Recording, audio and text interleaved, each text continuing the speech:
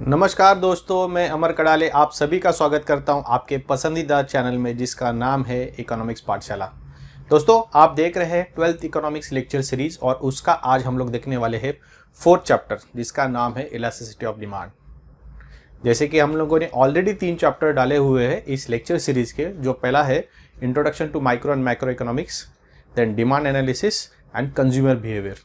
आपके लिए मैंने उन तीनों चैप्टर्स के लिंक्स नीचे डिस्क्रिप्शन बॉक्स में दिए हुए, आप वो भी पहले इससे देख सकते हैं। ठीक है, तो चलिए शुरू करते हैं आज का हमारा टॉपिक जिसका नाम है इलास्टिसिटी ऑफ डिमांड। दोस्तों, कंसेप्ट क्या है इलास्टिसिटी का, पहले मैं वो आपसे शेयर करना चाहता हूँ। इलास्टिसिटी मतलब क्या है, जैसे कि आपने वर्ड सुना ही होगा पहले, इलास्टिक करके।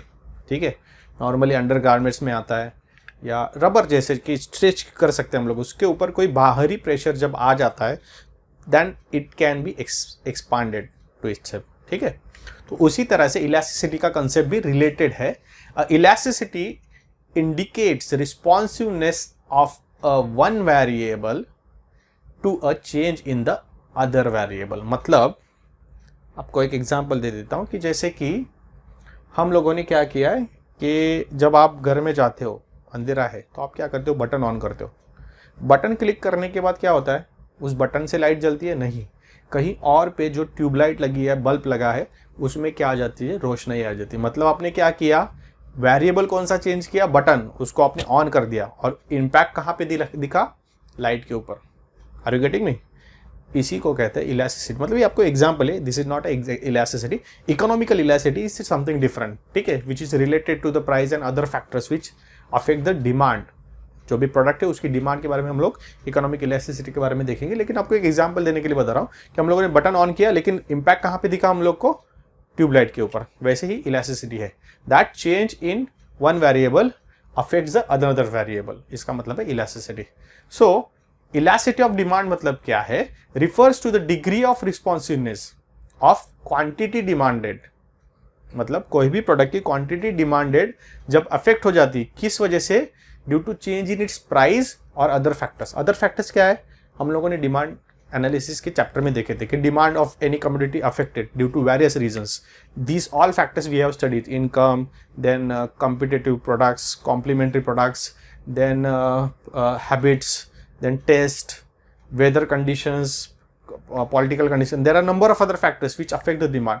उसी में से the factors which affect the demand, उसमें अगर चेंज होने की वजह से कितनी अमाउंट ऑफ डिमांड चेंज हो रही है। देखो, हम लोगों ने लॉ ऑफ डिमांड में क्या देखा था, price increases, demand decreases, and price reduces, demand increases. ये हम लोगों ने देखा था, बट वो कितना चेंज हो सकता है उसको कैलकुलेट करना हम लोग ये चैप्टर में देखने वाले हैं। हाउ टू कैलकुलेट कि कितना परसेंटेज चेंज हुआ, that means elasticity of demand. ठीक है, उसका एक फॉर्मूला भी है कैलकुलेट करने का। देखो, हम लोगों ने जो लॉ ऑफ डिमांड है उसमें थियोरिटिकल कंसेप्ट देखा कि प्राइस चेंज होने के बाद डिमांड चेंज हो जाता है, लेकिन there are other factors also. जब हम लोगों ने प्राइस को कांस्टेंट रखा है, other factors which are dependent, जैसे कि इनकम है, टेस्ट है, other various factors we have seen, वो चेंज होने की वजह से भी क्या होता है, डिमांड चेंज हो जाता है। तो ये सारे जो फैक्टर्स है उसको चेंज होने के बाद the amount of the degree, the percentage of demand जितना चेंज होगा वो क्या है, that is elasticity of demand. तो इलास्टिसिटी ऑफ डिमांड का फॉर्मूला ये है, percentage change in quantity demanded, percentage change in quantity demanded divided by percentage change in price. यह है इलास्टिसिटी ऑफ डिमांड का formula. There are number of other formulas and number of other techniques to calculate the elasticity of demand. ये सारी चीजें हम लोग आज इस चैप्टर में देखने वाले हैं। ठीक है, तो पूरा चैप्टर आपको देखना जरूरी है, तभी आपको समझ में आएगा what is the elasticity of demand. ठीक है, now will see the definition of elasticity of demand. जैसे कि फर्स्ट, सेकंड, थर्ड चैप्टर में हम लोगों ने देखा, there are number of definitions and number of concepts are introduced by Alfred Marshall. किसमें उसने इंट्रोड्यूस किया, उसका एक फेमस बुक था प्रिंसिपल ऑफ इकोनॉमिक्स, उसमें इसने सारी चीज़ें बहुत ही अच्छी तरीके से समझाई हुई है। वैसे ही elasticity of demand is also explain by the professor Marshall. What he says that elasticity of demand is a great और स्मॉल, मतलब बिग और small, according to the amount demanded which rises much और less. Much और less मतलब जो rise हो रहा है वो मच और लेस है for a given fall in price. देखो, आपको एक बात याद आ जाएगी जब मैं पूरा पढ़ूंगा, and quantity demanded falls, quantity demanded falls much और little for a given rise in price. मतलब क्या है, आप लोगों ने लॉ ऑफ डिमांड में देखा था, as price reduces demand increases and as price increases demand decreases. Price reduce हुआ, डिमांड इंक्रीज हुआ, प्राइस इंक्रीज हुआ, डिमांड डिक्रीज हुआ। ये दो चीजें हम लोगों ने देखी थी, वाइस वर्सा भी इसको हम लोग बोल सकते हैं। लेकिन वो डिमांड कितना चेंज हुआ, ज्यादा हुआ कि कम हुआ, ये कैलकुलेट करना मतलब इलास्टिसिटी ऑफ डिमांड है। यहाँ पे यही बताया हुआ है।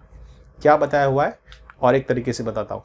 Elasticity of demand is a technical term which describes the responsiveness of a change in quantity demanded to fall और राइज इन द प्राइस। मतलब प्राइस कम हुई, ज्यादा हुई, उसकी वजह से जो भी इंपैक्ट हुआ है डिमांड के ऊपर, ज्यादा हुआ है कम हुआ है, उसको कैलकुलेट करना मतलब इलास्टिसिटी ऑफ डिमांड है। आइदर वो जो चेंज है, that change means elasticity of demand. ठीक है। In other words, it is the ratio of percentage change in quantity demanded of a commodity to a percentage change in its price. Sometimes price की जगह पे क्या हो सकता है, income हो सकता है, समटाइम अदर प्रोडक्ट्स हो सकता है, जैसे कि cross elasticity and then another price elasticity.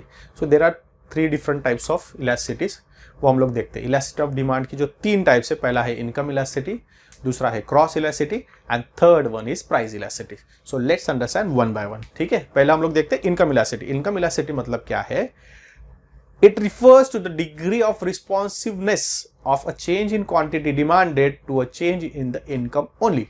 यहाँ पे only है, मतलब क्या है, other factors including the price remain unchanged। ये पहले देखते हैं।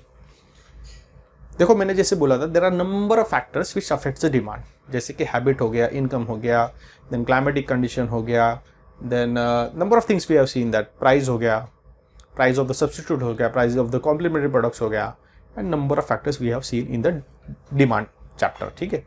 उसमें से जो इंपॉर्टेंट है price and income. So income की वजह से जितना चेंज होने वाला है क्वांटिटी डिमांडेड में, उसको कैलकुलेट करना मतलब है income elasticity. Are you getting me? Hello. जैसे कि हम लोग लॉ ऑफ डिमांड में क्या बोलते थे, अदर फैक्टर्स रिमेन कांस्टेंट। यहाँ पे income is the factor which we have considered. Other than income all other factors we have kept as a constant. यहाँ पे सिर्फ इनकम चेंज होने की वजह से जो डिग्री ऑफ रिस्पॉन्सिवनेस, मतलब जितना percentage of quantity demanded change होने वाला है, दैट इज इनकम इलास्टिसिटी। उसका फॉर्मूला देखते हैं। उसका फॉर्मूला है percentage change in quantity demanded divided by percentage change in income. देखो पहले वाले फॉर्मूले में क्या था, प्राइस, वहाँ पे इलास्टिसिटी ऑफ डिमांड चेक कर रहे थे, यहाँ पे इनकम इलास्टिसिटी चेक कर रहे हैं। तो इनकम इलास्टिसिटी जब हम लोग कैलकुलेट करेंगे, इन that case what will be the formula, percentage change in quantity demanded divided by percentage change in income. ठीक है। उसमें 3 टाइप्स है पॉजिटिव इनकम इलास्टिसिटी। मतलब मेरा इनकम बढ़ने की वजह से अगर मैं प्रोडक्ट्स ज़्यादा परचेस कर रहा हूँ, फाइन, मतलब income due to change in my income, अगर मैं इन्फीरियर प्रोडक्ट कम खरीद रहा हूँ और जो सुपीरियर प्रोडक्ट्स है वो ज़्यादा खरीद रहा हूँ, it will represent as a positive income elasticity. वही मेरे इनकम चेंज होने की वजह से मेरे डिमांड में कोई फर्क नहीं पड़ रहा है। हेलो, मेरी डिमांड में कोई फर्क नहीं पड़ रहा है, मैं जितना कंज्यूम कर रहा हूँ उतना ही कंज्यूम कर रहा हूँ, then the income elasticity will be 0। और अगर मेरे इनकम चेंज होने की वजह से मैं सर्टन प्रोडक्ट्स कम खरीद रहा हूँ, मेरा डिमांड कम हो रहा है, then that will represent as negative income elasticity. समझ में आया? There are 3 different types. वैसे ही सेकंड है क्रॉस इलास्टिसिटी। क्रॉस इलास्टिसिटी मतलब क्या है, a degree of responsiveness in quantity demanded change due to change in the other commodity. Other factors remain constant वैसे ही है। जैसे कि मैं समझ लो चाय पीता हूँ, लेकिन कॉफ़ी का प्राइस अचानक से कम हो गया। हेलो, तो उसकी वजह से अगर मैं कॉफ़ी पीना शुरू कर दूं, देखो यहाँ पे चाय की प्राइस में कोई फ़र्क नहीं पड़ रहा है। चाय की प्राइस क्या है, जैसे कि तैसे है। लेकिन कॉफ़ी की प्राइस कम होने की वजह से I shifted my demand from tea to coffee. Coffee पीना शुरू कर दे, चलो अच्छा ट्राई कर लेते हैं, ऐसे हो जाता है बहुत बार। जैसे कि there are number of cold drinks available in the market, Thums Up है, कोको कोला, पेप्सी, या नंबर ऑफ है। ठीक है, 2 कंपटीटर की बात करें तो Coca Cola and Thums Up है। तो अगर मैं कोको कोला पीता हूँ और अचानक से थम्स अप की प्राइस कम हो गई तो मैं शिफ्ट कर सकता हूँ। होता है हमारे साथ वैसे ही। अगर हम लोग डिमांड में जाते हैं, there are number of competitive products. जैसे कि सोप की बात करें तो लिरिल एंड सिंथॉल दोनों की लाइम सोप है, गोदरेज का भी लाइम सोप है, and these are the competitors. तो अगर लिरिल और सिंथॉल की बात करें तो नॉर्मली अगर मैं सिंथॉल यूज़ कर रहा हूँ और मैंने डीमार्ट में जाने के बाद देखा कि अरे लिरिल के ऊपर by one get one offer है और वो मुझे सिंथॉल से भी कम सस्ते में पड़ेगा, तो मैं क्या करूँगा, instead of buying Cinthol I may buy Liril. तो ये क्या हुआ है, change in the quantity demanded of Cinthol due to change in the price of the Liril. Cinthol ने कुछ किया है नहीं, दैट जो चेंज हुआ है उसको कैलकुलेट करना मतलब क्रॉस इलास्टिसिटी। ठीक है, ये सब्स्टिट्यूट के साथ भी हो सकता है, कॉम्प्लीमेंट्री प्रोडक्ट्स के भी साथ हो सकता है। जैसे कि एज्यूम करो कि मान लो कि चाय पत्ती सस्ती हो गई, ठीक है, तो लोग शायद हो सकता है कि चाय ज़्यादा पिए, किसी ने ज़्यादा परचेस कर ली, एक जो नॉर्मली आधा किलो लगती थी उसने 1 किलो खरीद ली। आप खाली चाय पत्ती खरीद के क्या करोगे? हेलो, अगर चाय पीनी है तो शक्कर तो लगेगी। यहाँ पे शक्कर की प्राइस सेम है, प्राइस किसकी चेंज हुई है? चाय पत्ती की। तो उसकी वजह से अगर चाय पत्ती खरीदे हो तो उसके साथ आपको क्या करना है, शुगर खरीदना है। मतलब यहाँ पे चेंज किसकी वजह से हुआ है? Change in the quantity of sugar due to change in the price of tea. Hello, getting me? ये कॉम्प्लीमेंट्री हो गया, और जो चाय और कॉफी का था दैट इज अ सब्स्टिट्यूट। ठीक है, इसको कैलकुलेट कैसे करेंगे देखिए। Cross elasticity of demand is equal to percentage change in quantity of good A. यहाँ पे गुड ए अगर कॉम्प्लीमेंट्री की बात करोगे तो है शुगर, हेलो, जिसकी क्वांटिटी चेंज हुई है, and divided by percentage change in the price of good B. अगर कॉम्प्लीमेंट्री है तो यहाँ पे होगी चाय पत्ती। अंडरस्टूड? सिमिलरली अगर हम लोग सब्स्टिट्यूट की बात करें, और सब्स्टिट्यूट के लिए हम लोग ने क्या लिया था, coffee, Thums Up and Coca Cola. ठीक है, उसका एग्जांपल ले लेते हैं। Percentage change in quantity of good A, मतलब percentage in quantity of Coca Cola अगर ए है तो बी क्या होगा, थम्स अप, जिसकी प्राइस चेंज हुई है। Getting me? These are the substitute to each other. ऐसे ही हम लोगों को दोनों प्रोडक्ट के लिए कैलकुलेट कर सकते हैं क्रॉस इलास्टिसिटी ऑफ डिमांड। ठीक है, यहाँ पे भी पॉजिटिव है, नेगेटिव है और जीरो है। पॉजिटिव मतलब क्या है, due to increase in price of Coca Cola if the demand of Thums Up is increasing, substitute है, ऐसे ही होगा, then that is known as positive cross elasticity. Hello, due to change in price of Coca Cola increase होने की वजह से उसका demand कम हो जाएगा and the demand of Thums Up will be rise, तो उसको हम लोग क्या बोलेंगे, पॉजिटिव क्रॉस इलास्टिसिटी। जब दोनों के बीच में चेंज होने की वजह से अगर कोई फर्क नहीं पड़ने वाला है, जैसे कि चाय और नींबू पानी दोनों का कोई लेना देना नहीं है, अगर मेरे पास चाय के बजाय मैं कॉफ़ी मांग सकता हूँ, नींबू पानी दैट इज समथिंग डिफरेंट। अगर होल देखो, एक गर्म है और एक ठंडा नॉर्मल पीते हैं हम लोग, तो इसका कंपेरिजन नहीं हो सकता। तो यहाँ पे कॉफ़ी और चाय का हो सकता है, यहाँ पे क्रॉस इलास्टिसिटी हो सकती है, लेकिन कॉफ़ी और नींबू पानी इसका नहीं है। तो यहाँ पे अगर due to change in coffee, नींबू पानी की प्राइस में और डिमांड में कोई फर्क नहीं पड़ने वाला है, then that is a zero cross elasticity. Either कोई भी प्रोडक्ट, जैसे कि कोको कोला और थम्सअप की बात करें, कोको कोला का प्राइस चेंज होने की वजह से अगर थम्सअप का प्राइस कुछ भी नहीं हो रहा है, डिमांड कुछ भी चेंज नहीं हो रहा है, then there will be a zero cross elasticity. And negative cross elasticity मतलब due to change in price of A, अगर बी का डिमांड कम हो रहा है, ज़्यादा हो रहा है, दैट इज अ नेगेटिव। मतलब due to increase in price of Coca Cola अगर थम्सअप का डिमांड कम हो रहा है, then there is a negative cross elasticity. Understood? आगे बढ़ते हैं। There is a price elasticity. Price elasticity of demand is a ratio of proportionate change in the quantity demanded of a commodity to a given production proportionate change in the price only। मतलब जो हम लोग अभी तक देखते आए, percentage change in quantity demanded divided by percentage change in price, जो हम लोगों ने अभी तक फॉर्मूला देखा है, that is a basic formula, ये प्राइस इलास्टिसिटी के लिए है। ठीक है, percentage change in quantity demanded divided by percentage change in price. लेकिन इसके आगे चल के प्राइस इलास्टिसिटी और भी बड़ा है, ब्रॉड है, हमको उसको समझना है। इनकम इलास्टिसिटी, क्रॉस इलास्टिसिटी देख लिया। Price elasticity is basically divided into 5 different types. पहला है परफेक्टली इलास्टिक डिमांड, दूसरा है relatively elastic demand, perfectly inelastic demand, उसके बाद आता है यूनिटरी इलास्टिक डिमांड। ठीक है, then relatively elastic demand and last one is relatively inelastic demand, inelastic demand. ठीक है, ये पांचों टाइप हम लोग को समझ के लेना है। What is the difference between in, थोड़ा सा डिफरेंस है लेकिन बहुत बड़ा इंपॉर्टेंट डिफरेंस है। Let's begin with the perfectly elastic demand. Perfectly elastic demand or when a slight or a zero change in the price brings about an infinite change in the quantity demanded of that commodity, it is called perfectly elastic demand। ठीक है, it is only theoretical concept। यहाँ पे ये theoretical concept है, normally ऐसे होता नहीं। कि जैसे कि example ले लो कि चिप्स की बात करते हैं, आप शॉप में गए, आपने देखा लेज के चिप्स के ऊपर 10% डिस्काउंट है, तो इसका मतलब ये नहीं ना कि आप दुकान में जितने सारे चिप्स लेके खरीद के घर पे लेके आओगे। चलो मान लो 50% डिस्काउंट है कोई भी चीज़ के लिए, ऐसा नहीं ना कि जाके अरे मजबूत इतना लेके आए कि घर में रखने के लिए जगह नहीं, ऐसा नॉर्मली होता नहीं। ये थ्योरेटिकल कंसेप्ट है।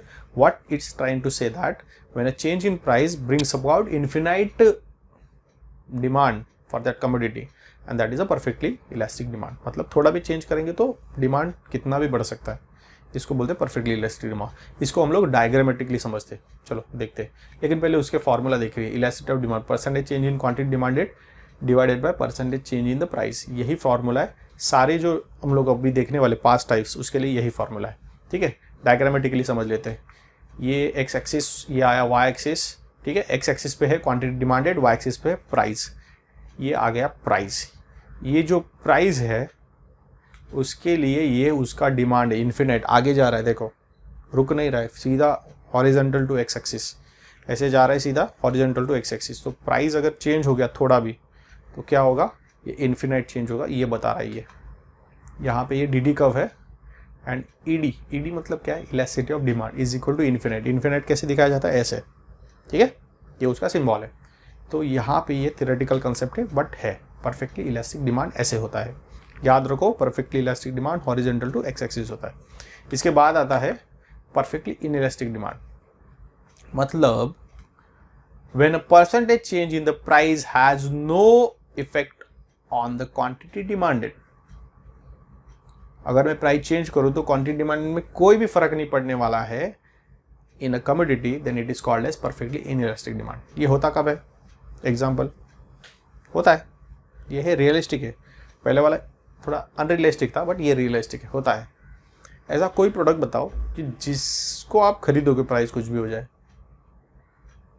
There are number of products जो हमको डेली यूज के लिए लगते ही है। ठीक है, उसमें से है बहुत सारे प्रोडक्ट कि नहीं मुझे ये चाहिए, इसके बगैर मैं नहीं रह सकता। मान लो कि पानी आज के बाद फ्री नहीं, पानी का प्राइस हो गया 1 लीटर के लिए 100 रुपया, क्या करोगे?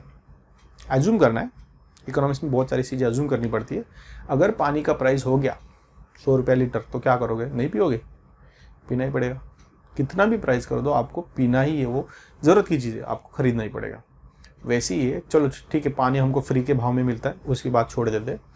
व्हाट अबाउट अदर प्रोडक्ट्स जो हमको डेली यूज़ के लिए लगते हैं? उसमें से एक है सॉल्ट। अगर सॉल्ट की प्राइस कुछ भी कर दो आपको खरीदना ही, बॉस इसके बगैर खाना टेस्टी नहीं बन सकता, आपको खरीदना ही होगा। थैंकफुली सॉल्ट इतना ज़्यादा महंगा नहीं है, इसके लिए आप बोल सकते हो कि that there is a inelastic demand about the salt. ठीक है, उसका formula again the same, percentage change in quantity demanded divided by percentage change in price. हर बार आपको बताऊंगा क्योंकि आपको पता चलना चाहिए थे there are formulas to calculate the elasticity, इसलिए मैं हर एक जगह पे आपको फॉर्मूला बताऊंगा। चलो डायग्राम देखते हैं। ये आ गया एक्स एक्सिस, ये आया Y axis, price on Y axis, quantity demanded on X axis. ठीक है, ये हमारा प्राइस, ये प्राइस पे हम लोग कितना डिमांड कर रहे हैं, इतना। ये आ गया हमारा डिमांड कर्व। यहाँ पे डिमांड कर्व कैसे है, वर्टिकल स्ट्रेट लाइन। आप बोलोगे ऐसे कैसे होता है? आपने लास्ट चैप्टर में तो बताया कि डाउनवर्ड स्लोपिंग होता है, यहाँ पे आप बोल रहे हो वर्टिकल होता है। यस, जैसे हम लोगों ने देखा कि हॉरिजॉन्टल होता है जहाँ पे इन्फिनाइट डिमांड है। अगर डिमांड चेंज नहीं हो रहा है, डिमांड कहाँ पे, एक्स एक्सिस पे, अगर डिमांड चेंज नहीं हो रहा है तो मतलब एक ही पॉइंट पे डिमांड है, तो वो वर्टिकल हो जाएगा। आप प्राइस कुछ भी रखो, हम लोग देखते हैं। अगर मैंने प्राइस क्या कर दिया, ये डिमांड का हमारा हो गया, प्राइस मैंने कम कर दिया, P1 कर दिया, फिर भी डिमांड कितना है, सेम, चेंज हुआ है नहीं, इसलिए डिमांड का वर्टिकल है। प्राइस मैंने बढ़ा के देखा, सेकंड प्राइस P2, फिर भी डिमांड कितना है, उतना ही है। हमारा फॉर्मूला क्या बोल, मतलब कंसेप्ट क्या बोल रहा है, due to change in price of the commodity there is no change in the quantity demanded, then at that moment the demand curve will be vertical line like a DD, यहाँ पे जो दिख रहा है, ठीक है। हाँ, यहाँ पे इलास्टिसिटी ऑफ डिमांड कितना होगा? 0। क्यों 0? क्योंकि चेंज ही नहीं हो रहा है बॉस। इलास्टिसिटी का मतलब ही है चेंज कैलकुलेट करना, यहाँ पे चेंज ही नहीं हो रहा है, तो इलास्टिसिटी ऑफ डिमांड कितना होगा? 0। Clear? Elasticity of demand infinite था, मतलब बहुत ज़्यादा चेंज हो रहा था, इसको हम लोग कैलकुलेट नहीं कर पा रहे थे, इसलिए वो इन्फिनाइट दिखा। यहाँ पे इलास्टिसिटी चेंज ही नहीं हो रहा, मतलब क्वांटिटी डिमांडेड चेंज ही नहीं हो रहा, तो यहाँ पे इलास्टिसिटी ऑफ डिमांड कितना होगा? 0 होगा। चलो नेक्स्ट पॉइंट देखते हैं हम लोग। अच्छा ओके, ये परफेक्टली इलास्टिक डिमांड है। इसके बाद आता है यूनिटरी इलास्टिक डिमांड। यूनिटरी मतलब क्या है? यूनिट आता है, बता देता हूँ। चलो, when a percentage change in price leads to a proportionate मतलब similar kind of change in the quantity demanded, then demand is said to be unitary elastic। मतलब अगर मैं किसी प्रोडक्ट की प्राइस में 50% चेंज कर दूं, इंक्रीज और decrease what ever it may be, तब उसकी जो क्वांटिटी डिमांडेड है सिमिलर 50% अमाउंट चेंज होगी, तो ये होगा यूनिटरी डिमांड। मतलब मान लीजिए कि 5 रुपये का पार्ले जी है, जब पार्ले जी 5 रुपये का है तब मैं महीने के 10 खा रहा था। Hello, are you getting me? जब पार्ले जी 5 रुपये का तो महीने के मैं 10 खा रहा था, तो कंपनी ने 50% उसका प्राइस कम कर दिया। 50% कर दिया मतलब कितना हो गया? 2.5 रुपया। ठीक है, अब मैं पार्ले जी कितना खाऊंगा? हेलो, 50% प्राइस कम कर दिया तो मैं पार्ले जी अभी मेरे पास कितने आएंगे? 50% में क्या कर दूंगा? उसका क्वांटिटी डिमांडेड बढ़ा दूंगा। मतलब जो 10 खा रहा था, 10 का 50% कितना हो गया? 5। तो 5 का क्वांटिटी में बढ़ा दूंगा, मतलब मैं 15 पार्ले जी खाऊंगा। आप समझ रहे हो? अगर नहीं समझे तो डायग्रामेटिकली हम लोग समझते हैं, ठीक है।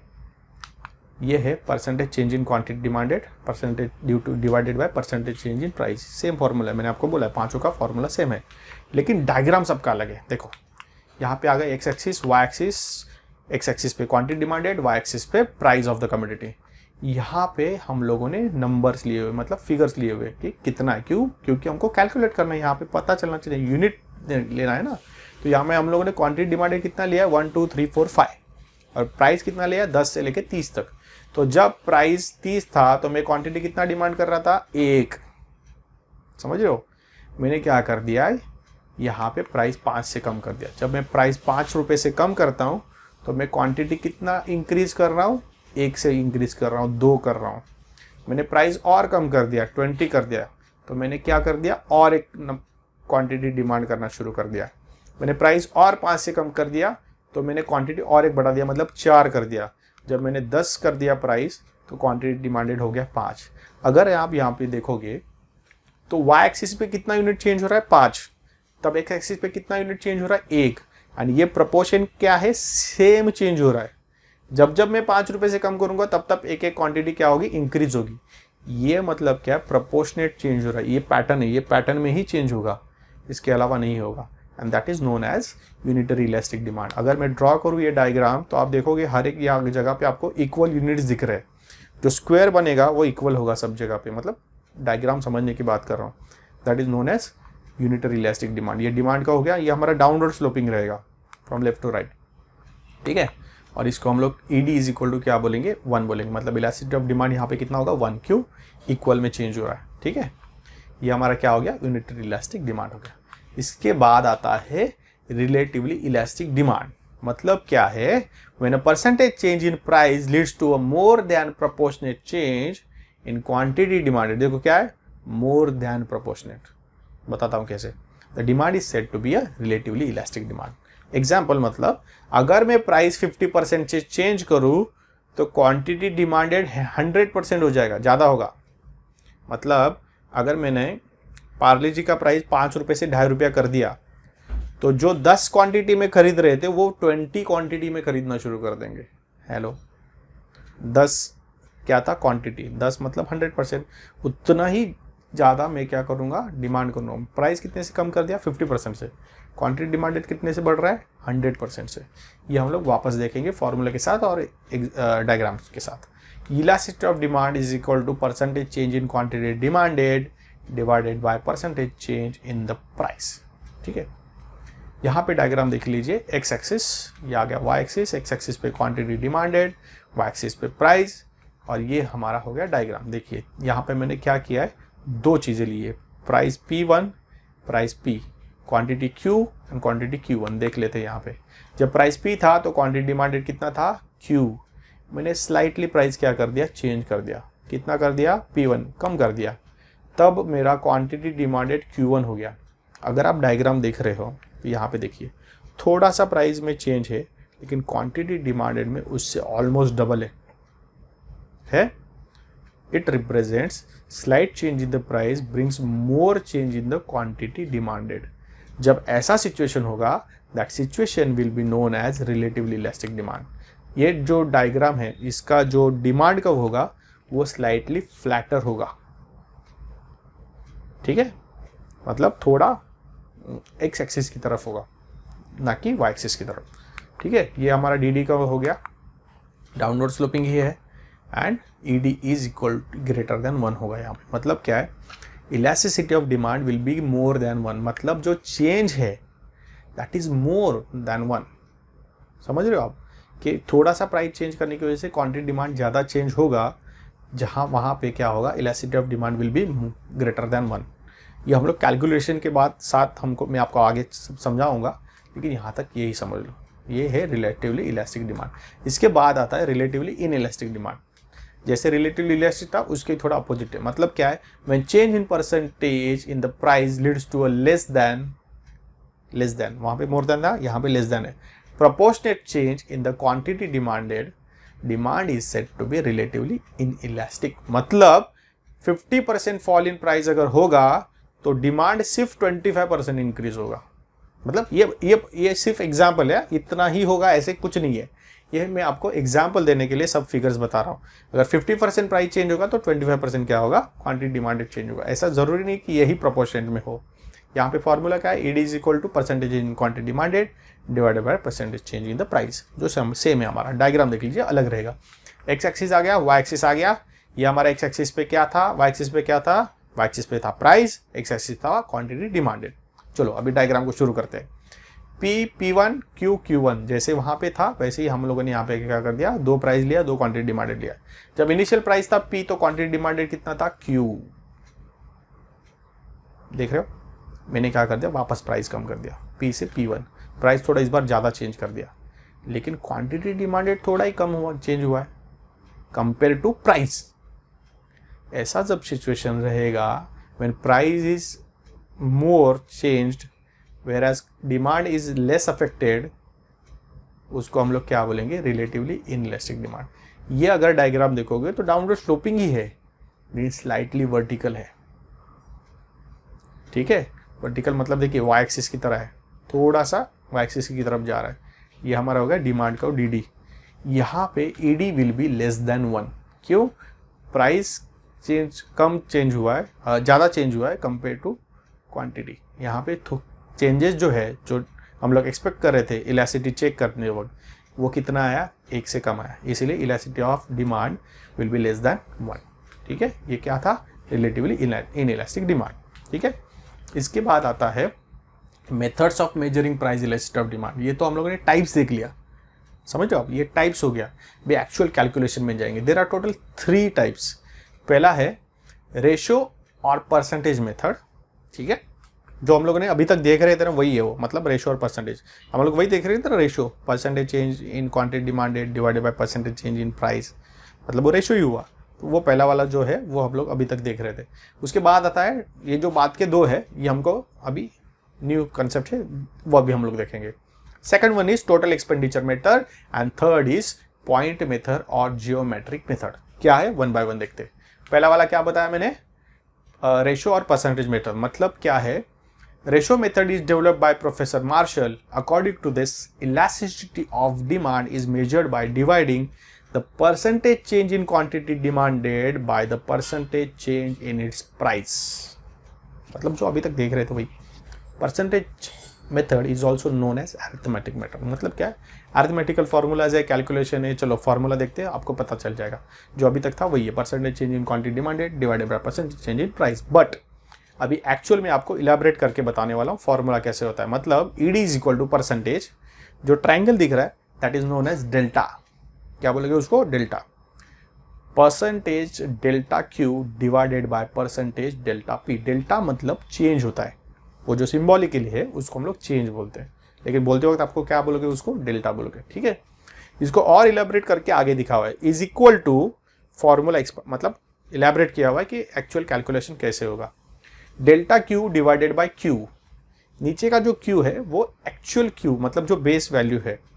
ठीक है, अभी हम लोग आगे इसके कैलकुलेशन भी करेंगे। Multiplied by P divided by delta P. आगे देखो तो पता चलेगा। ये आ गया हमारा न्यूमेरिकल एग्जांपल, इसमें आपको क्लियर हो जाएगा। देखो यहाँ पे एक एग्जांपल लिया हुआ है, प्राइस है पहला P 20 और वो चेंज होके कितना हुआ है 25, मतलब इंक्रीज कर दिया। वही क्वांटिटी डिमांडेड कितना था, जब 20 था तो क्वांटिटी डिमांडेड था 10, और जैसे प्राइस इंक्रीज कर दिया 25, quantity demanded reduce to the 9। ठीक है, अभी ये सारी वैल्यूज हम लोग वो फॉर्मूला में डालेंगे, delta Q divided bye Q into P divided by delta P में। ठीक है, चलो उसमें डाल देते। ये रहा, ये हमारा आ गया फॉर्मूला। इस फॉर्मूले में डालने के बाद डेल्टा क्यू कितना है 1। आप बोलोगे 1 तो इधर है ही नहीं, टेबल में आया कहाँ से, समझ रहे हो, 1 तो है ही नहीं। आप अगर टेबल देखोगे तो क्यू मतलब क्या है, क्वांटिटी डिमांडेड, तो क्वांटिटी डिमांडेड वाला सेकंड वाला टेबल देखो, वहाँ पे पहला वाला जो फिगर है वो कितना है, क्वांटिटी डिमांडेड 10, वो चेंज होके कितना हुआ है 9, मतलब चेंज कितने का है, 1 का। मैंने आपको क्या बोला था, डेल्टा मतलब क्या है, चेंज।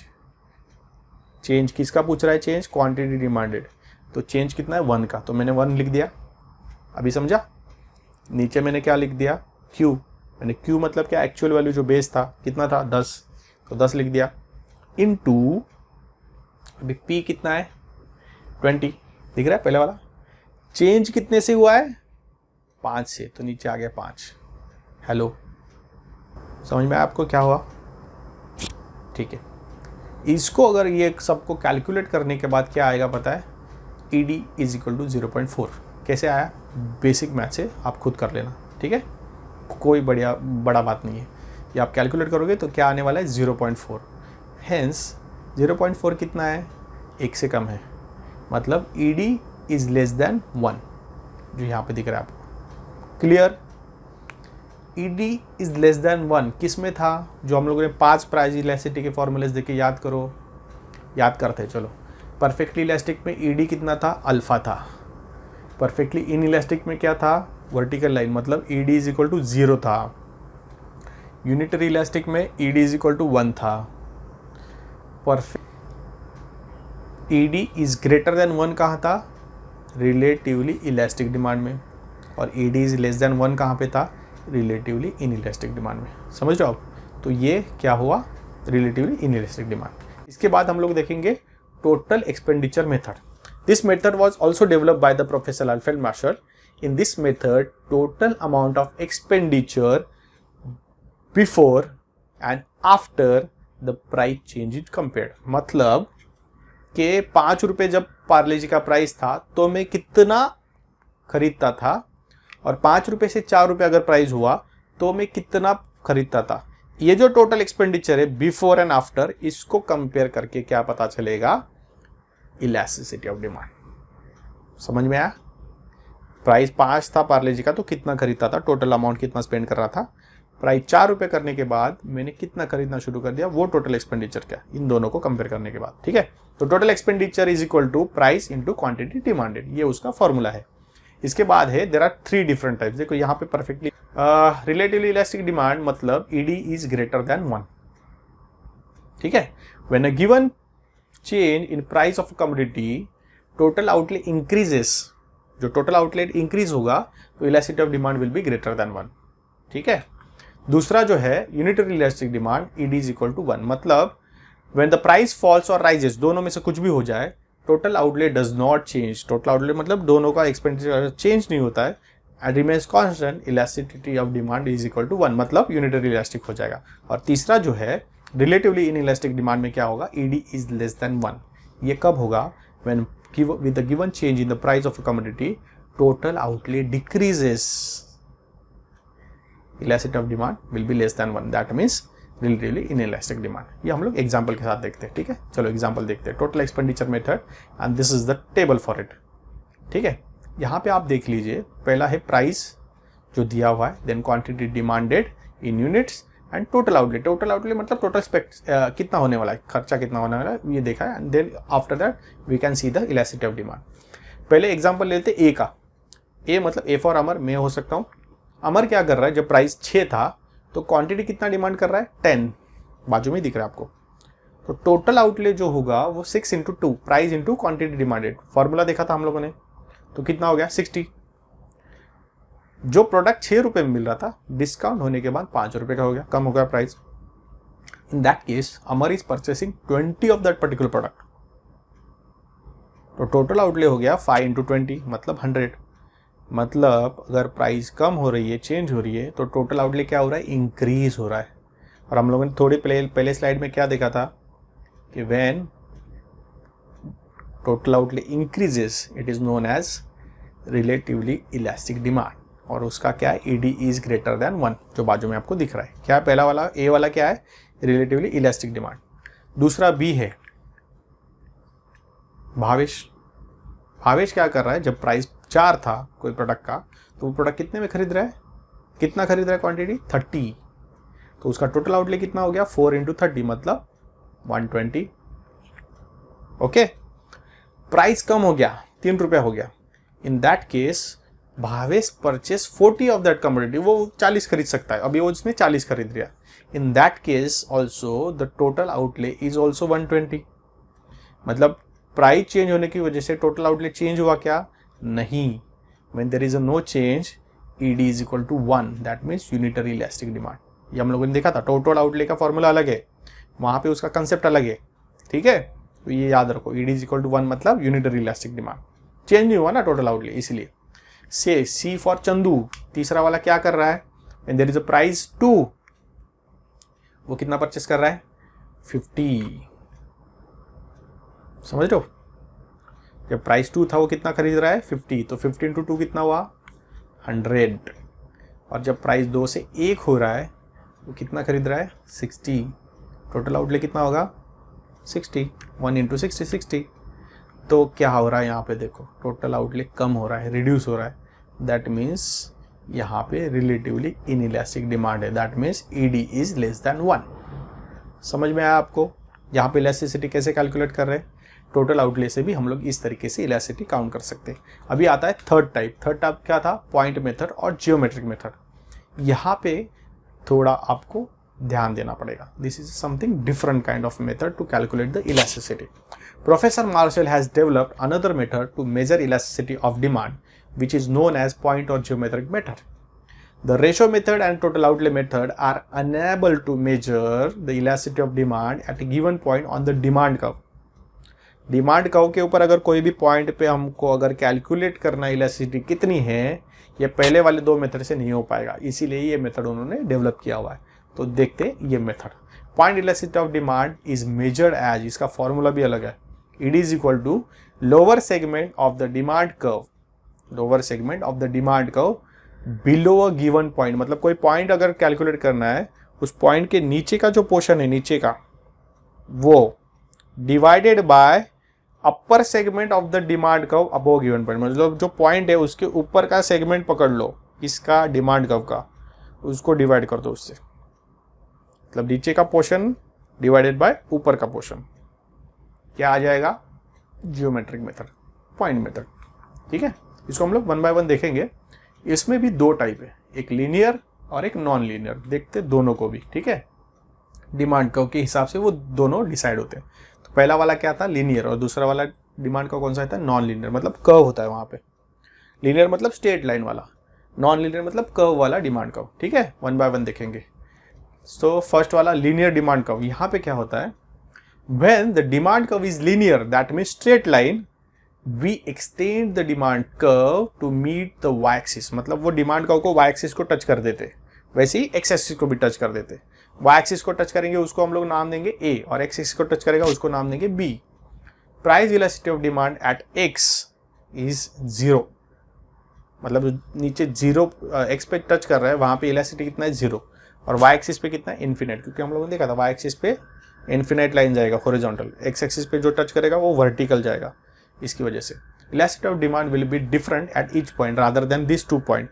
ए और बी को छोड़ के इलास्टिसिटी हम लोग कैलकुलेट कर सकते हो, अलग अलग आएगा।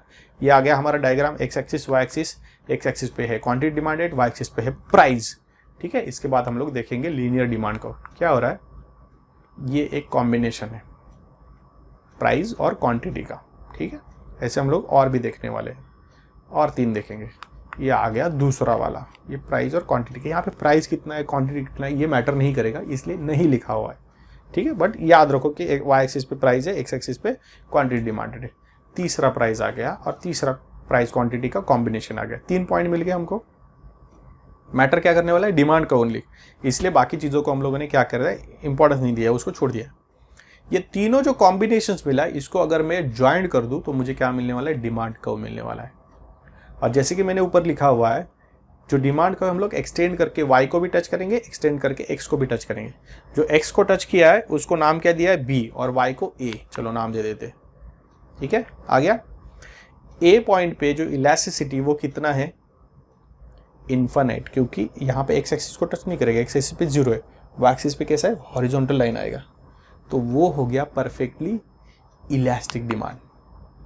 ठीक है, ये डिफरेंट 3 कॉम्बिनेशन है, P2, P एंड P1, मतलब प्राइस कम होने के बाद क्या होता है वो करेगा। तो ए पॉइंट पे क्या है, ED is equal to infinite, मतलब perfectly inelastic demand.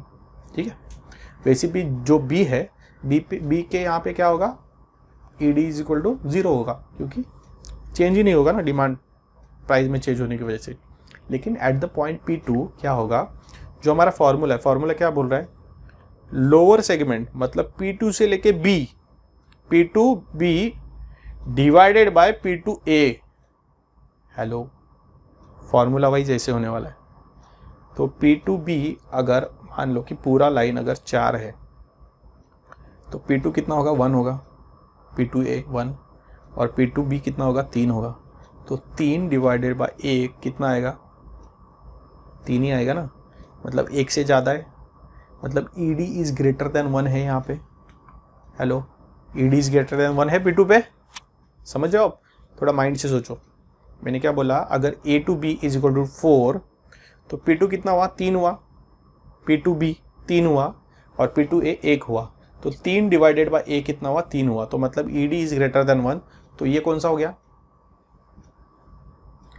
Relatively elastic demand. ये पॉइंट पे क्या है, रिलेटिवली इलास्टिक डिमांड है। अभी P पॉइंट पे कैलकुलेट करते हैं। P अगर आप ध्यान से देखो तो ऐसे लग रहा है PB और PA इक्वल है, सेम ही अमाउंट है, सेम ही अंतर लग रहा है, क्योंकि P पॉइंट बराबर बीच में आ रहा है। तो PB 2 हो गया और PA भी 2 हो गया। 2 डिवाइडेड बाई 2 कितना हुआ, 1, मतलब यहाँ पे क्या आ गया, ED is equal to 1। Hello, unitary वाला आ गया। ED इज इक्वल टू 1 कहाँ पे होता है, यूनिटरी में होता है। तीसरा पॉइंट है P1, यहाँ पे डिवाइडेशन कैसे होगा, P1B डिवाइडेड बाय P1A। अभी यहाँ पे P1B हो गया 1 divided by 1 divided by PA कितना हो गया, 3, कितना हो गया, 1 डिवाइडेड बाय 3, मतलब आंसर क्या आने वाला है, ED इज लेस देन 1, 0.3 आएगा आंसर। तो मतलब 1 से कम है, तो ED इज लेस देन 1। इस पोजीशन पे क्या है, रिलेटिवली इनइलास्टिक डिमांड, समझ रहे हो आप। और जो B पॉइंट है, हम लोगों ने पहले बोला है, यहाँ पे ED इज इक्वल टू क्या आने वाला है, 0, क्यों, एक्स एक्सिस को टच कर रहा है। यहाँ पे कुछ चेंज होगा ही नहीं क्वांटिटी डिमांडेड में, क्योंकि वही पॉइंट है, प्राइस कितना भी कम ज़्यादा कर दो उतना ही रहने वाला है। ये जो कैलकुलेशन किया उसका जो फॉर्मूला था वो क्या था, P is equal to PB divided by PA, जो हम लोगों ने अभी कैलकुलेट किया।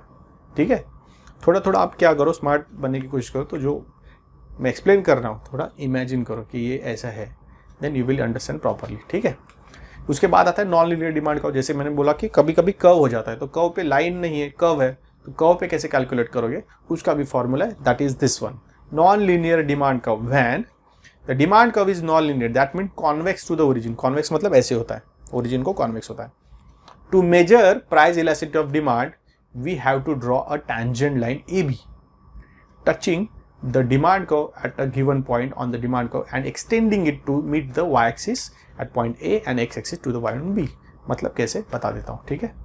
ये उसका फॉर्मूला है, lower segment of the demand curve below the given point and upper segment of the demand curve above a given point. जो मैंने अभी लिखा था ना वैसे ही, बट थोड़ा ब्रॉड लिखा है आपको समझने के लिए।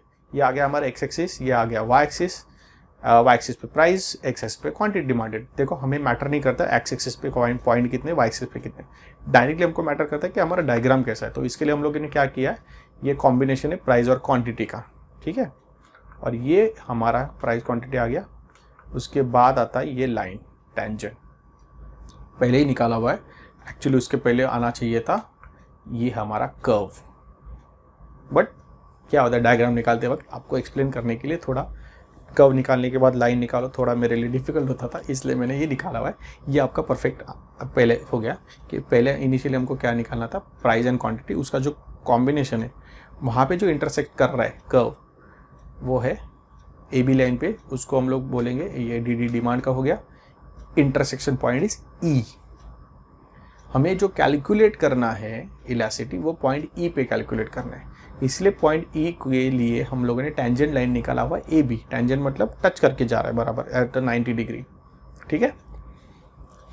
तो यहाँ पे क्या करना है आपको, ये वाई एक्सिस को एक टच कर रहा है, एक्स एक्सिस को एक टच कर रहा है। Lower segment of the demand का मतलब E B divided by E A आएगा। समझ लो फॉर्मूला क्या आएगा, E B divided by E A. मतलब वो बोल रहा है ना lower segment of the demand curve below the given point. Lower segment कौन सा हुआ, E B. Upper segment divided by upper segment कौन सा हुआ, ई ए, ऊपर वाला वो है। तो उसको अगर हम लोग डिवाइड करेंगे what we get, point method और लीनियर डिमांड कर्व का इलास्टिसिटी। अंडरस्टूड, ये उसका फॉर्मूला है।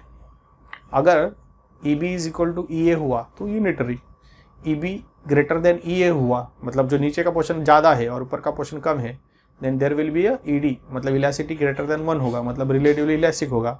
और जब ई बी ग्रेटर देन होगा लेस देन होगा ई ए से, मतलब नीचे का पोर्शन कम है और ऊपर का पोर्शन ज़्यादा है, then E D will be less than 1 मतलब रिलेटिवली इनइलास्टिक डिमांड होगा। जैसे कि हम लोगों ने पहले वाले डायग्राम में देखा था वैसे ही इसके लिए भी एप्लीकेबल होगा, ठीक है। इसके बाद आता है factors determining elasticity of demand. If पहला है ऑब्वियसली नेचर ऑफ कमोडिटी, उसके बाद availability of substitute, then number of uses, habits आदतें, durability, then complementary goods, income of the consumer, urgency of the needs, time period and last one is proportion of expenditure, ठीक है। One by one सब देखेंगे हम लोग। पहला क्या था, नेचर ऑफ कमोडिटी, मतलब commodity is divided into different types, जैसे कि नेसेसिटी है, कंफर्ट्स है, लग्जरी गुड्स है, समझ लो, these are the different types of the commodity. तो according to the nature of the commodity the elasticity gets determined. जैसे कि बता देता हूँ कि मेडिसिन से आपको डॉक्टर ने बोले ये जाके लेके आओ, प्राइस कुछ भी रहे आप डिमांड करोगी, लेके आना है, नेसेसिटी है। सॉल्ट प्राइस कुछ भी हो जाए आप खरीदोगे। वेयर एज लग्जरी प्रोडक्ट्स है, जैसे कि मुझे मोबाइल खरीदना है, आईफोन 13 खरीदना है, लेकिन प्राइस नहीं है, पैसा नहीं है, बाद में खरीद लूँगा। मतलब यहाँ पे जब प्राइस ज़्यादा होगा and the product is luxury, then the demand is relatively inelastic, ठीक है। Whereas the product is necessity and needed urgently, then the demand is relatively elastic. ये है उसका नॉर्मल अंडरस्टैंडिंग, ठीक है।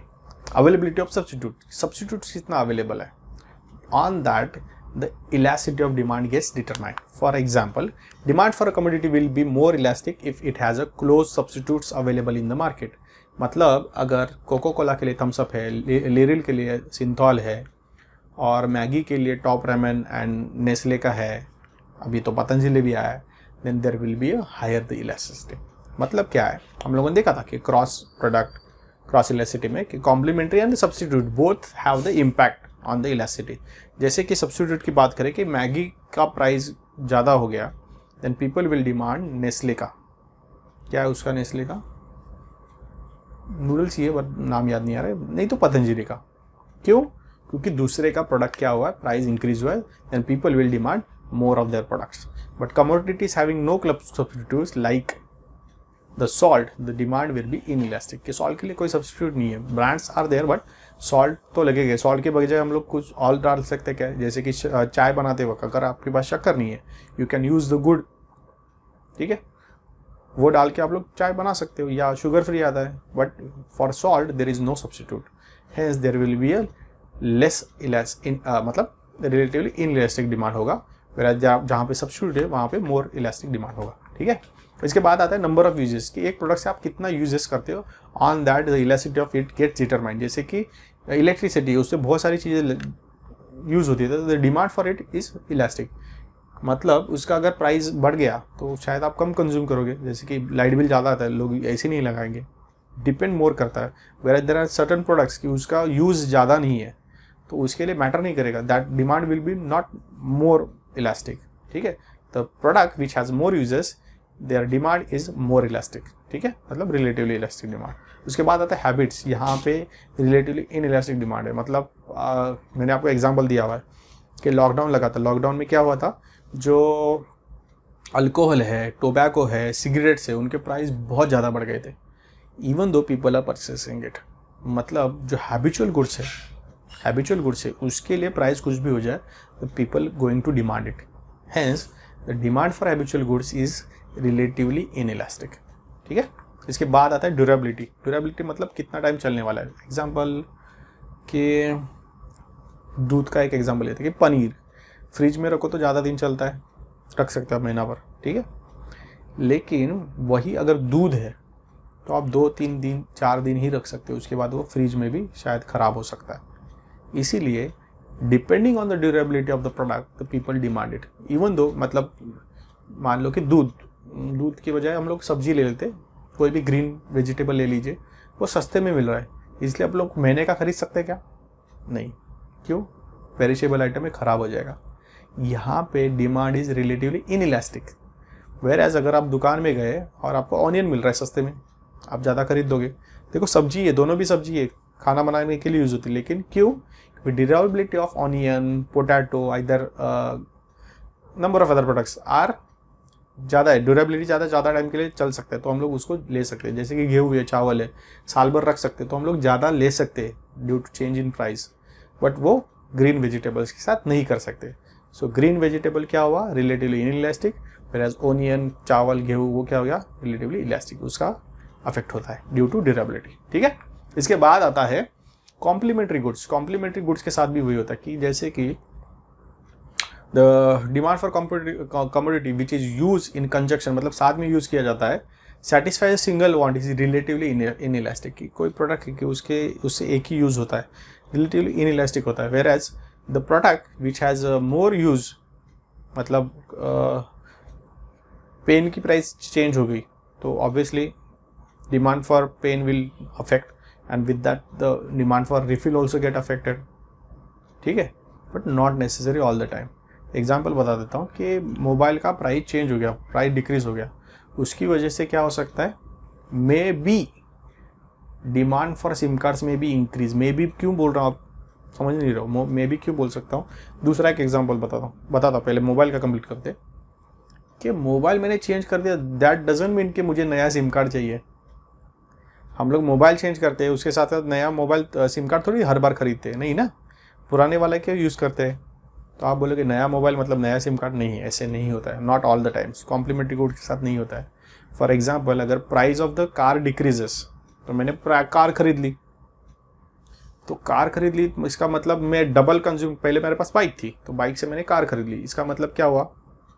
ज़्यादा पेट्रोल कंज्यूम करूँगा? नहीं. बाइक यूज़ करना बंद कर दिया तो शायद थोड़ा इंक्रीज़ होगा. बाइक में ज़्यादा एवरेज आता है, कार में कम आता है, तो डिफरेंस हो सकता है. दैट ऑलवेज डजंट मीन कि कॉम्प्लीमेंट्री गुड का अगर प्राइस चेंज हुआ तो उसके साथ जो कॉम्प्लीमेंट्री है उसका भी डिमांड बढ़ेगा. ऐसा हर बार नहीं होगा. तो मेरी बाइक पड़ी हुई है, कार यूज़ कर रहा हूँ, तो बाइक का जो पेट्रोल यूज़ करता था वो तो यूज़ नहीं हो रहा है. जैसे कि जो मोबाइल है, मैंने मोबाइल नया खरीदा, मतलब नया सिम कार्ड थोड़ी लूँगा, जो पहले वाला सिम कार्ड था वही यूज़ करूँगा. इसीलिए यहाँ पे मे बी लिखा हुआ है, may lead the rise in the price of the demand of the SIM card. ठीक है. ये होगा कॉम्प्लीमेंट्री गुड्स के साथ. इसके बाद आता है इनकम ऑफ द कंज्यूमर. देखो कुछ लोग होते हैं जिनको प्राइस चेंज का कोई फ़र्क नहीं पड़ता। फॉर एग्जांपल अभी रिसेंटली ऑनियन के प्राइस बहुत ज़्यादा इंक्रीज़ हो रहे हैं, 80 रुपीज़ पर केजी हुआ है। ठीक है, अभी दशहरा चल रहा है, 80 रुपीज़ ऑफ केजी हो रहा है। दिवाली के आते आते और भी ज़्यादा बढ़ सकता है, ऐसे हो सकता है।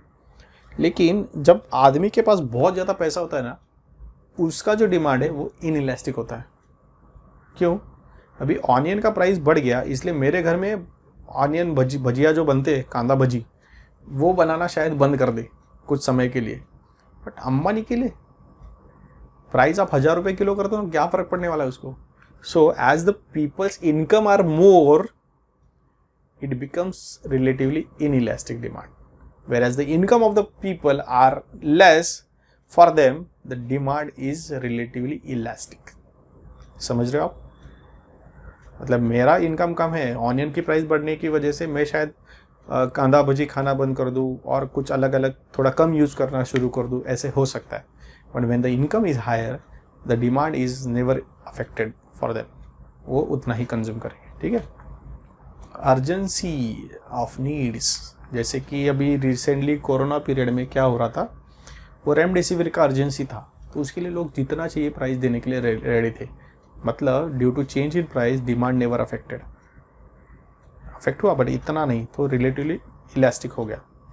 ठीक है, वेयर एज अर्जेंसी नहीं है कि आईफोन की अर्जेंसी नहीं है तो डिमांड कुछ अफेक्ट नहीं होगा, मुझे कार की इतनी अर्जेंसी नहीं है तो डिमांड अफेक्ट नहीं होगा।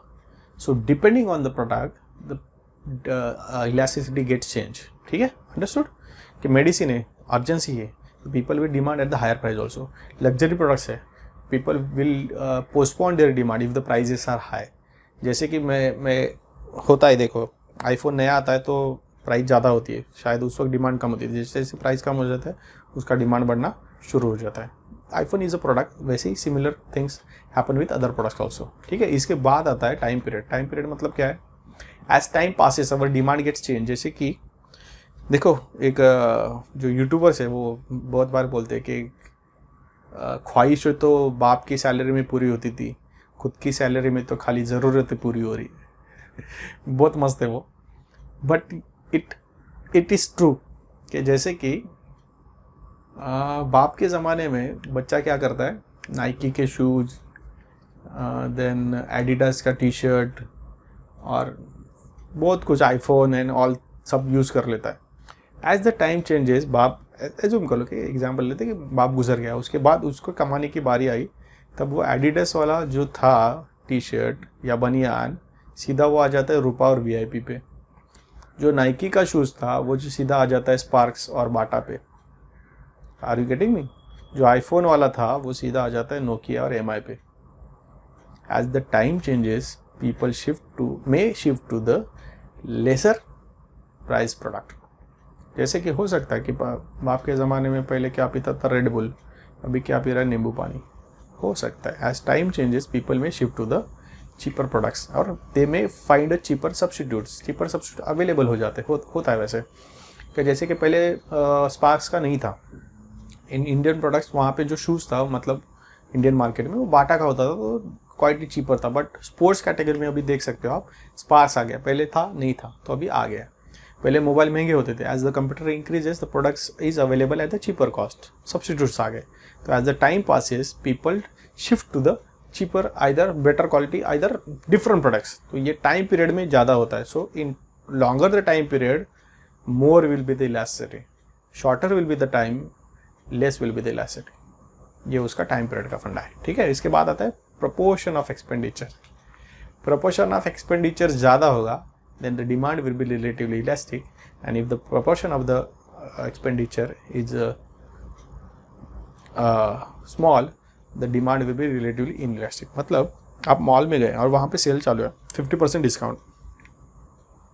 आपके एक्सपेंडिचर के लिए अगर आपके पास 1 लाख पड़े हुए हैं, you can by number of products, but आपके एक्सपेंडिचर के लिए सिर्फ आपको घर से 1000 रुपये दिए हुए, उसमें क्या ही खरीदोगे, 1 या 2 प्रोडक्ट खरीदोगे और घर चले जाओगे। So when there is a more amount to be having for the expenditure, the demand will be elastic, and the amount for the expenditure is less, the demand will be relatively inelastic. ठीक है, तो ये proportion of expenditure का है। इसके बाद आता है importance of elasticity of demand। किसके लिए importance है? पहला तो है प्रोड्यूसर के लिए। क्यों? क्योंकि पता चलना चाहिए कि मैंने प्राइस चेंज करने के बाद कितने लोग खरीदने वाले, कितना उसका डिमांड बढ़ेगा, ये उसको अगर पता होगा तो होगा। हम लोग वन बाय वन देखेंगे। Importance to the government, then importance to the then public utilities, ये सारे हैं। तो पहला हम लोग देखेंगे importance to the producer. Producer मतलब जो प्रोड्यूस करने वाला है, बनाने वाला है, मैन्युफैक्चर करने वाला है, उसके लिए क्यों इंपॉर्टेंट है। क्योंकि देखो कोई भी प्रोडक्ट बनाता है वो किसके लिए बनाता है, बेचने के लिए बनाता है। अगर बेचना है तो मार्केट में मेरे प्रोडक्ट के लिए डिमांड ज़्यादा कैसे होगी, ये पता करने के लिए उसकी इलास्टिसिटी मालूम होना ज़रूरी है कि अगर मैं प्राइस कम कर दूँ तो प्रोडक्ट ज़्यादा बिकने वाला है और मेरा टोटल आउटले ज़्यादा होने वाला है, या प्राइस ज़्यादा रखने से मेरा टोटल आउटले ज़्यादा होने वाला है। हेलो, टोटल आउटले मेथड में हम लोगों ने देखा ना, वो अगर पता होगा then there will be a higher profitability. इसके लिए ये इंपॉर्टेंट है प्रोड्यूसर के लिए। उसके बाद आता है गवर्नमेंट। गवर्नमेंट को कौन सी चीज़ के ऊपर टैक्स लगाना चाहिए, कौन सी नहीं लगाना चाहिए, ये कैलकुलेट करना होता है, ये मालूम करना होता है। In that case if they know the product which is has a low elasticity, either relatively less elasticity in elastic demand, in that case वो प्रोडक्ट के ऊपर गवर्नमेंट क्या कर सकती है, ज़्यादा टैक्स लगा सकती है। देखो इसमें एक प्रोडक्ट हो सकता है कि जिसका प्राइस चेंज होने की वजह से लोगों को फर्क नहीं पड़ने वाला है, they are going to demand it, वो है सॉल्ट। लेकिन सॉल्ट के साथ ऐसे नहीं कर सकते क्योंकि ये इसेंशियल कमोडिटी है। आप मेडिसिन के साथ ऐसे नहीं कर सकते क्योंकि ये इसेंशियल कमोडिटीज़ है। देयर आर सर्टेन कमोडिटीज़ कि जिसका प्राइस चेंज होने की वजह से अगर कंज्यूमर उतना ही परचेस करने वाला है, either their demand is not going to affected, price change होने की वजह से अगर कोई प्रोडक्ट का डिमांड नहीं अफेक्ट होने वाला है, देन द गवर्नमेंट क्या कर सकती है, उसके ऊपर टैक्स ज़्यादा लगा सकती है। But the products which are having a more use either importance in the publics life, उसके साथ ऐसा नहीं करना चाहिए। उसका एक एग्जांपल देता हूँ कि गांधी जी ने वैसे ही किया था। ब्रिटिश गवर्नमेंट ने क्या किया था कि लोगों के लिए सॉल्ट का प्राइस कुछ भी हो जाए वो तो खरीदने वाले हैं, तो ब्रिटिश गवर्नमेंट ने क्या कर दिया था, सॉल्ट के ऊपर टैक्स ज़्यादा लगा दिया था। इसके लिए गांधी जी ने इन द ईयर 1930 क्या किया था, दांडी यात्रा की थी। सॉल्ट सत्याग्रह, उसको दांडी यात्रा भी बोलते हैं, और नमक का सत्याग्रह वो किया था। क्यों? क्योंकि उसका प्राइस कम हो जाए। और उसके बाद जो बहिष्कार है या जो गवर्नमेंट का असहकार मूवमेंट था वो ज़्यादा बढ़ गया। ठीक है। Next is importance to the government, importance in the factor pricing. Factor pricing मतलब क्या है, लैंड, लेबर, कैपिटल, एंटरप्रेन्योर्स। जैसे कि लेबर की बात करें, अगर लेबर मुझको हायर करना है तो उनको कितना सैलरी देना चाहिए, it's depend on the which product they are producing. अगर वो जो प्रोडक्ट प्रोड्यूस कर रहे हैं उसकी मार्केट में जो डिमांड है वो रिलेटिवली इलास्टिक है तो मैं उनको ज़्यादा सैलरी नहीं दे सकता, क्योंकि उनको ज़्यादा सैलरी दूंगा तो प्रोडक्ट का प्राइस बढ़ेगा and demand gets affected. But अगर जो प्रोडक्ट वो प्रोड्यूस कर रहे हैं उसकी मार्केट में डिमांड अगर रिलेटिवली इनइलास्टिक है, मतलब उसका प्राइस बढ़ने की वजह से भी लोग खरीदने वाले हैं, उसके ऊपर कोई इफेक्ट नहीं होने वाला डिमांड के ऊपर, तब labours can demand more price and I can pay them. समझ रहे हो आप? So it is very important in the factor pricing also कि फैक्टर प्राइसिंग, अगर प्रोडक्ट का प्राइस मुझे कम रखना है so that demand will be more, मुझे फैक्टर प्राइसिंग क्या करना पड़ेगा, कम से कम खरीदना पड़ेगा, प्राइस में खरीदना पड़ेगा। वेयर एज द प्रोडक्ट का जो डिमांड है रिलेटिवली इनइलास्टिक रहेगा, then I can pay more amount to the factor pricing also. ठीक है। इसके बाद आता है importance in foreign trade. Foreign trade मतलब क्या है, फॉरेन नेशंस के साथ कैसे होना चाहिए, मेरा जो प्रोडक्ट जा रहा है फॉरेन मार्केट में उसका प्राइसिंग कितना होना चाहिए, as the product which is coming into the India, मेरी कंट्री में आ रहा है, उसके ऊपर टैक्सेशन कितना लगाना चाहिए, ये डिसाइड करने के लिए, उसका प्राइसिंग डिसाइड करने के लिए ये बहुत इंपॉर्टेंट है। जैसे कि there are number of products which are having relatively inelastic demand. जैसे कि पेट्रोल है, हमारे देश के लिए पेट्रोल क्या है, ज़रूरत है, प्राइस कितना भी रहे हमको खरीदना ही है।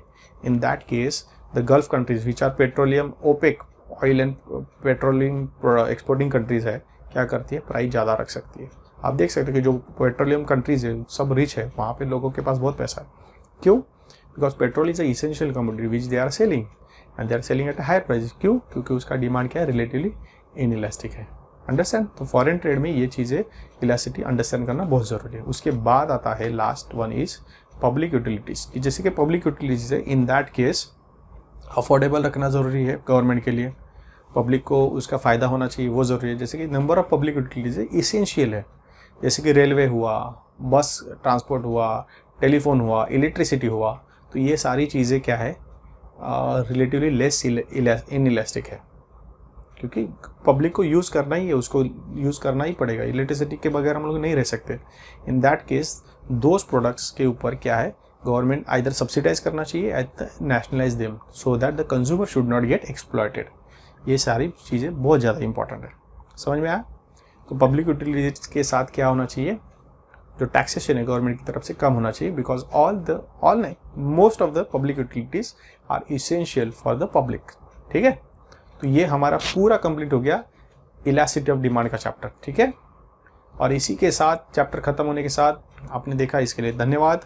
एक काम आपको जरूर करना है, क्या, लाइक शेयर कमेंट करना है, क्योंकि ये मोटिवेट करता है हम लोगों के लिए। सब्सक्राइब आपने किया होगा, बहुत अच्छी बात है, नहीं किया होगा तो ज़रूर कीजिए, क्योंकि आपको नेक्स्ट वीडियो का नोटिफिकेशन आ जाएगा। इसके साथ साथ ये मैंने क्या किया हुआ है, टेलीग्राम चैनल क्रिएट किया हुआ है, जिसके ऊपर में ये PPTs, either PDF files, videos, links, ये सब इसके ऊपर डालते रहता हूँ, so that it will be benefited to you. ठीक है, ये हमारा 4th चैप्टर कंप्लीट हुआ है 12th इकोनॉमिक्स लेक्चर सीरीज का, जो था elasticity of demand. I hope आपको पसंद आया होगा तो ज़रूर मुझे कमेंट करके बता दीजिए। ठीक है, और मिलते हैं नेक्स्ट लेक्चर में, जो कि हमारा होगा 5th chapter in the 12th economics lecture series. ठीक है, बाय बाय, टेक केयर।